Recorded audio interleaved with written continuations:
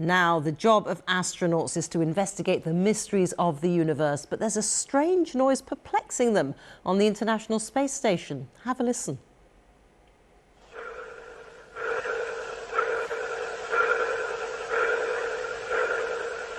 This was recorded on Saturday while the astronaut Butch Wilmore was in Boeing's Starliner spacecraft. He and his co-pilot have been stranded there since June. Let's hear some of what was said in the call to mission control in Houston.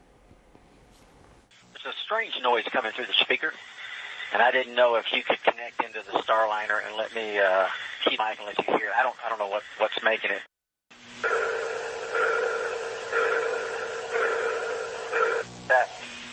All right, Butch, that one came through. It was kind of like a pulsing noise, almost like a sonar ping. Yeah, I'll do it one more time, and I'll let y'all scratch your heads and see if you can figure out what's going on. Here we go.